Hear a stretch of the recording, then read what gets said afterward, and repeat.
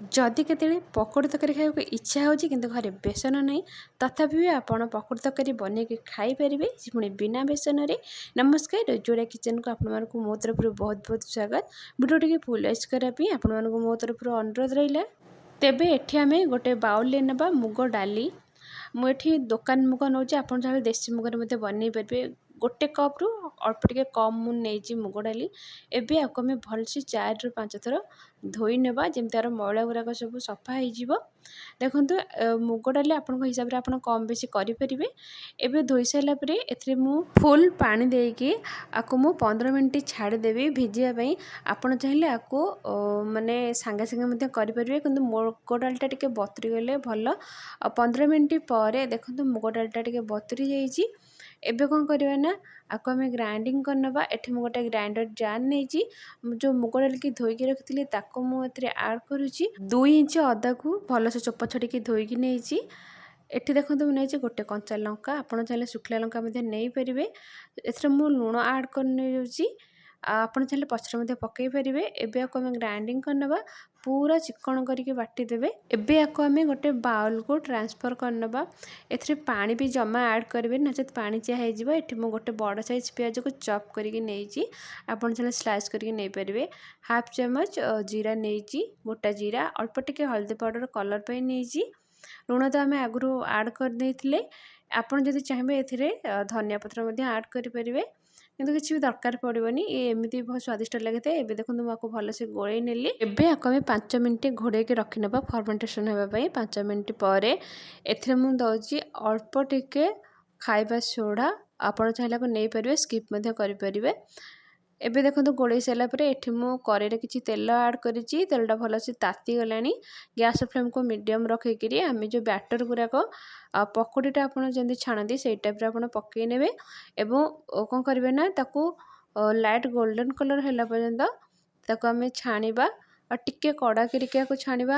जम्मा भी नरम करिवेनी। नरम कले को हबो ना तरकारी रे पकोड़ीटा फिटी जिवो। टटा पक्कै साला परे आको कोन करबे ना संगे संगे लेउटेबेनी नचेत कोन हबो ना डालचुट रे छणा रे लागि जाई पारे बैटर गुरा को। एबे देखो तार कलरटा चेंज हो गलानी लाइट गोल्डन कलर हो गलानी। एबे कोन करबे ना आकु छाणी की प्लेट को रखि नबा। एई टाइप रो सबु जाको बैटर को आमे छाणी नबा। देखंतु मु सबु जाको बैटर को एई टाइप रो छाणी नेची। आ देखंतु मु गोटे आपन को देखौची केते सॉफ्ट अछि भीतर मध्ये देखंतु भलो से सिजिची बहुत बडा देखा होची। एबे जो तेल आमे करे रे रखिथिले छाणीथिले से तेल को बाहर कर नै जाउची। 3 चम्मच तेल मु सेतरे रखिची रिफाइन तेल। एबे सेतरे गोटे बड़ साइज टमाटो को काटिक नेची ऐड करबा। आ गोटे बड़ साइज प्याज को स्लाइस करके नेची ताको मध्ये ऐड करबा। आको कोन करबा ना किछि समय भाजी नबा। एबे हमें एथे नबा 2टी कंचा लंका 4 रु 5टी रसुण ला 2 इंच अदा आ 4टी काजू नेजी जोथरे की तार टेस्ट बहुत बढ़िया आसीबो। एबे आको हमें सॉफ्ट हैला पर्यंत आको हमें भाजी नबा। आ जे पर्यंत हमर पियाज टमाटो सॉफ्ट नै हेजी ता सहित कंचा लंका मध्ये सॉफ्ट न हेजी देखंतु गैस फ्लेम को इस समय मीडियम रखिकी ही आको भाजीबा।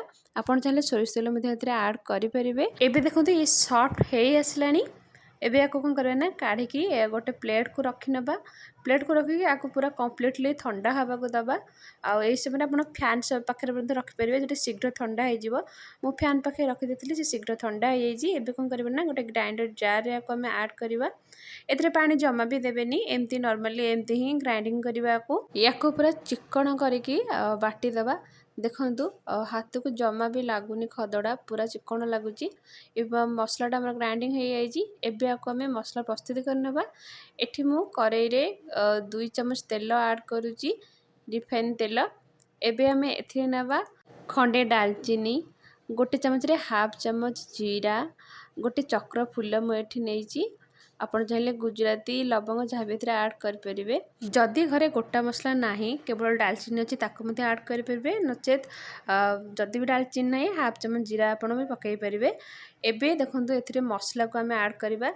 मसला को ऐड करके गैस रा फ्लेम के समय लो कर नेबे न मसलाटा जळी जिवो। ग्राइंडर कप रे किछि मसला लागितला ताको मु धोइकी एथरे से पानीटा को ऐड करिछि हाफ कप पानी देइछि। एबे एथरे हमें गोटे छोटो चम्मच काश्मीरी लंका पाउडर गोटे छोटो चम्मच हल्दी पाउडर किछि कस्तूरी मेथी के ऐड करबा। एबे कोन करबा ना आकु भलो से गोळै नेबा। ଗୋଳेଇकी आको मिनिमम 5 मिनट छाड़ीदेवा लो फ्लेम रे जमीक ये जो आम मसला पानीटा आड कर से पानीटा भलसे मरीज ता सहित ऑयलटा रिलीज हो ଏବେ ଦେଖନ୍ତୁ ମସଲାଟାରୁ ପାଣି ମରିଯାଇଛି ଆଉ କିଛି ଅଏଲ୍ ମଧ୍ୟ ରିଲିଜ୍ ହେଇଛି। 5 ମିନିଟ୍ ଯେଉଁ ମସଲାକୁ ଆମେ ବସେଇଲେ ତାକୁ କ'ଣ କରିବା ମଝିରେ ମଝିରେ ଟିକେ ଏପଟ ସେପଟ କରିନେଇଥିବେ କାହିଁକିନା କ'ଣ ହୁଏ ନା ମସଲାଟା ତଳେ ଲାଗିଯିବ। ମୁଁ ମଝିରେ ମଝିରେ ତାକୁ ଏପଟ ସେପଟ କରିନେଇ ଯାଉଥିଲି। ଏବେ ଦେଖନ୍ତୁ ମସଲାଟା ମାନେ ବଢ଼ିଆ ସେ ସିଝି ଯାଇଛି। ଏ ସମୟରେ ଆମେ ଦେବା ପାଣି। ଏଠି ମୁଁ 1/2 ଲିଟର ପାଣି ଦେଉଛି କାହିଁକିନା ଆମେ ଯେଉଁ ମୁଗର ପକୋଡ଼ାଟା ଆଡ଼୍ କରିବା ସେଇଟା କ'ଣ ହେବ ନା ପାଣି ଟାଣି ନେଇଯିବ। ଆଉ ଭାତରେ ଯଦି ଆପଣ ଖାଉଛନ୍ତି ଏଥିରେ ଅଧିକ ପାଣି ଦେବେ, ଯଦି ରୁଟି କିମ୍ବା ପରଟାରେ ଖାଉଛନ୍ତି ଏଥିରେ କମ୍ ପାଣି ଆପଣ ମଧ୍ୟ ଦେଇପାରିବେ। କିନ୍ତୁ ଇଏ ସାଙ୍ଗେ ସାଙ୍ଗେ କହି ନା ପାଣିଟା ସୋକ୍ କରି ନେଇଯାଏ। ଏବେ ଦେଖନ୍ତୁ ଏଥିରେ ପାଣି ଦେଇସାରିଲା ପରେ ଏଥିରେ ଗୋଟେ ଫୁଟଣ ଆସିଗଲାଣି। ଗ୍ୟାସ୍ ଫ୍ଲେମ୍କୁ ହାଇ କରିନେଉଥିଲି। ଏବେ ଆମେ ଏଥିରେ ପକୋଡ଼ିକି ପକାଇ ନେବା। ପକୋଡ଼ିକି ପକାଇ ସାରିଲା ପରେ ଏଥିରେ ନେବା ଗୋଟେ ଛୋଟ ଚାମଚ ଗରମ ମସଲା ପାଉଡ଼ର ଆଉ ସ୍ୱାଦ ଅନୁସାରେ ଲୁଣ ପକାଇକି ଆକୁ କ'ଣ କରିବା ନା 1-2 ସେକେଣ୍ଡ ଛାଡ଼ିଦେବା ଫୁଟିବା ପାଇଁ। ଗ୍ୟାସ୍ର ଫ୍ଲେମ୍କୁ ସେ ହାଇ ହିଁ ରଖିଥିବେ। ଆଉ ଏବେ କ'ଣ ହେଲା ଆମର ରେଡ଼ି ହେଇଗଲା ଆପଣଙ୍କର ବିନା ବେସନରେ ପକୋଡ଼ି ତରକାରୀ। ଏଇଟା ବି ଥରେ ବନେଇକି ନିଶ୍ଚିନ୍ତ ଖାଆନ୍ତୁ। କେମିତି ଲାଗୁଛି ମୋତେ କମେଣ୍ଟ କରିକି ଜଣାନ୍ତୁ। ରହୁଛି ନମସ୍କାର। ଏମିତି ନୂଆ ନୂଆ ଭିଡ଼ିଓ ଦେଖିବା ପାଇଁ ଆମ ଚ୍ୟାନେଲକୁ ଲାଇକ୍ ସେୟାର ସବସ୍କ୍ରାଇବ୍ କରିବା ପାଇଁ ଆପଣମାନଙ୍କୁ ମୋ ତରଫରୁ ଅନୁରୋଧ ରହିଲା।